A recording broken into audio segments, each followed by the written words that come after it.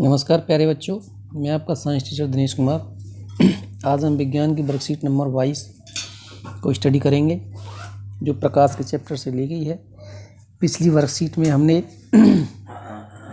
प्रकाश परावर्तन के बारे में पढ़ा था। आज पढ़ेंगे हम बहुप्रतिबिंब कि बहुप्रतिबिंब क्या होते हैं। परावर्तित प्रकाश की किरणें जब किसी दर्पण पर पड़ती हैं तो वह फिर से परावर्तित हो जाती हैं। याद कीजिए, पिछली बार आप किसी हेयर ड्रेसर के पास बाल कटवाने को गए थे तो आपको दर्पण के सामने बैठाया गया था। बाल काटने के पश्चात उसने आपके पीछे एक और दर्पण रखा था। तो इस दूसरे दर्पण की सहायता से आप सामने वाले दर्पण में यह देख सकते थे कि आपके पिछले बाल कैसे कट रहे हैं।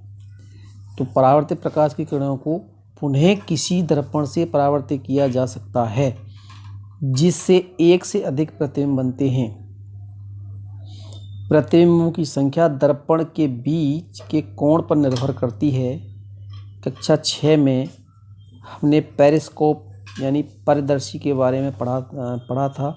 पेरिस्कोप में दो दर्पण समतल दर्पणों का उपयोग किया जाता है, जो परावर्तित प्रकाश को पुनः परावर्तित कर देते हैं।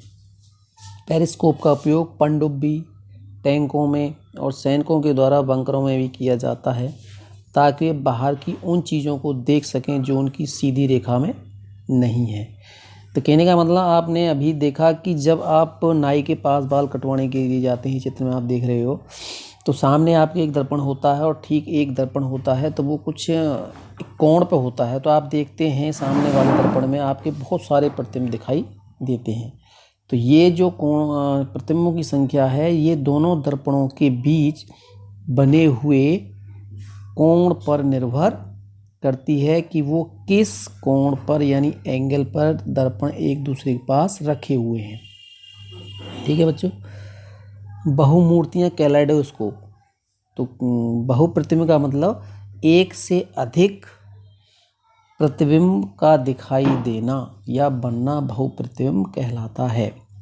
बहुमूर्ति कैलेडोस्कोप में एक बहुपरावर्तन के भांति भांति के आकर्षक पैटर्न बनते हैं। आप अपना स्वयं का बहुदर्शक बना सकते हैं। आवश्यक सामग्री है जैसे 3 समान आकार के आयताकार समतल दर्पण, स्ट्रिप्स, 2 त्रिकोणीय कांच के टुकड़े, कार्ड शीट और सेलो टेप, रबर बैंड। ये सारी सामग्री हैं जिनसे आप बहुमूर्ति यानी कैलेडोस्कोप बना सकते हैं।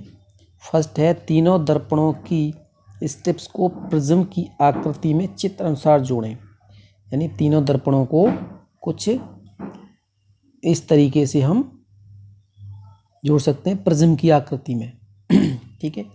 दूसरा है, त्रिकोणीय ट्यूब पर एक रबर बैंड या सेलो टेप लगाकर फिक्स करें।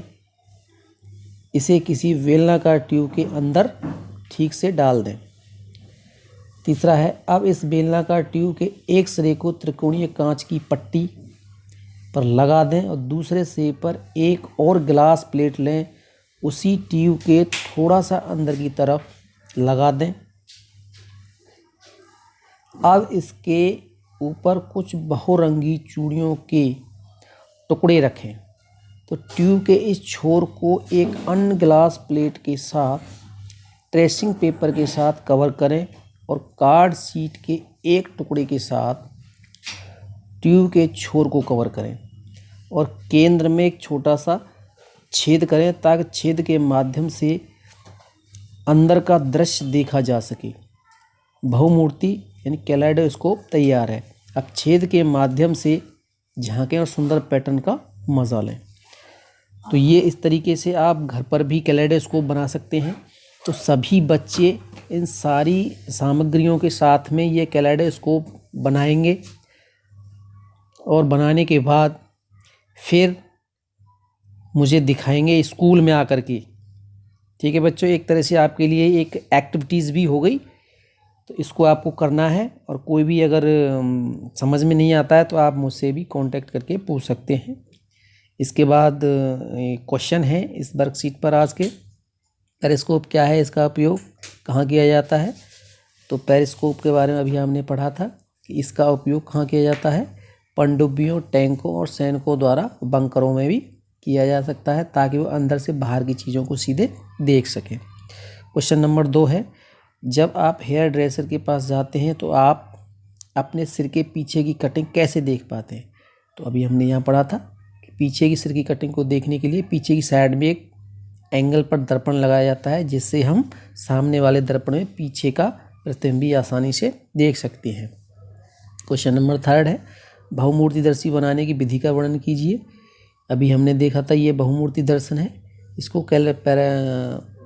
कैलेडोस्कोप कहते हैं। ये सारी विधि है, इसको इस क्वेश्चन के अंदर लिखेंगे। क्वेश्चन नंबर 4 है, दो समांतर दर्पण एक दूसरे से 40 सेंटीमीटर के अंतराल पर रखे हैं, तो इनके बीच रखी एक मोमबत्ती के कितने प्रतिबिंब बनेंगे?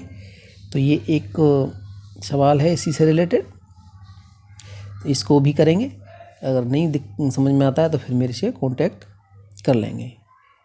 ठीक है बच्चों, लास्ट में एक मैसेज भी है कोविड के संदर्भ में, तो इसका आपको विशेष ध्यान रखना है। जब भी घर से बाहर जाएं मास्क पहने, बार बार साबुन से हाथ धोएं।